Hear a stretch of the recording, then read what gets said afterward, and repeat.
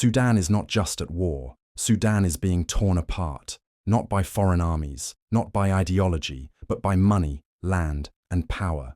Two forces are fighting for control of the same country. Behind them stand foreign powers, watching closely and quietly choosing sides. Jets bomb cities. Militias rule neighborhoods. Millions flee. And beneath it all lies something far more valuable than territory: gold. This is the war in Sudan. And this time, we're following the money. For years, Sudan was held together by an uneasy alliance. On one side stood Abdel Fattah al-Burhan, commander of the Sudanese armed forces, the official army. On the other side was Mohammed Hamdan Dagalo, known as Hemedti, leader of the Rapid Support Forces. Together, they removed a dictator. Together, they seized power. Together, they promised stability. But behind closed doors, they were already preparing for conflict. Because one question poisoned everything: who controls Sudan's land, and who controls Sudan's wealth? The army demanded unity, the RSF demanded autonomy. Neither would back down, and in April 2023, Sudan exploded. The war didn't creep in. It detonated. Khartoum turned into a battlefield overnight. Fighter jets roared over civilian neighborhoods. RSF fighters seized bridges, airports, ministries. There were no front lines, no safe zones, only civilians trapped between airstrikes and gunfire. But the war didn't stop in the capital. It spread west, into Darfur. Darfur is where Sudan's past horrors never truly ended.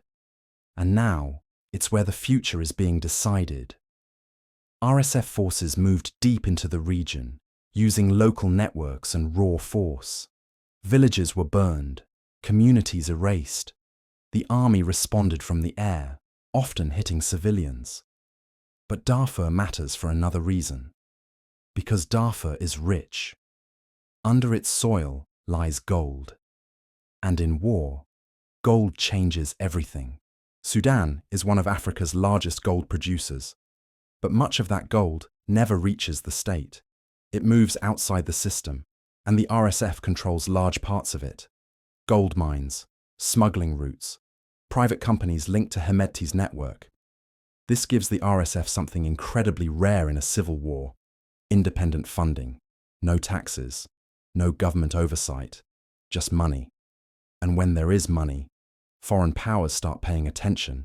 The United Arab Emirates officially denies backing the RSF, but evidence keeps surfacing.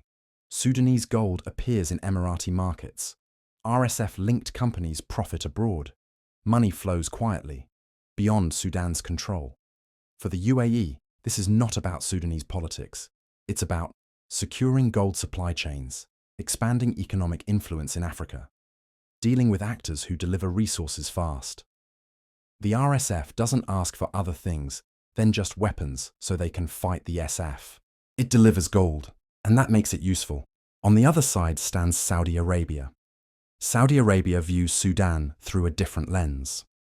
Sudan borders the Red Sea, one of the world's most critical shipping routes.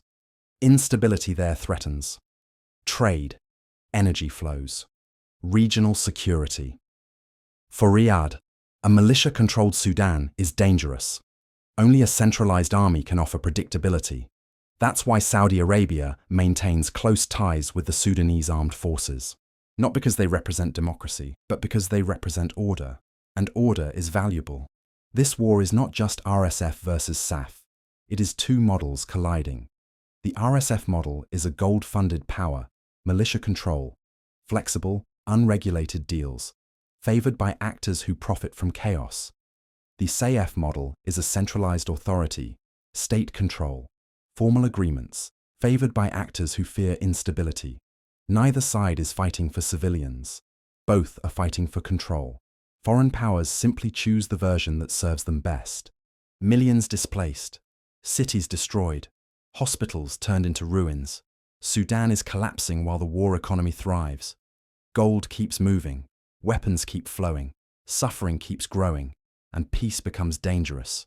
Because peace would mean regulated minds, state control, transparency, and that would shut down the profits. So ask yourself this: if gold funds the war, If foreign powers benefit from instability, if neither side can truly win, who actually wants peace? Because in Sudan, the battlefield doesn't stop at the front lines.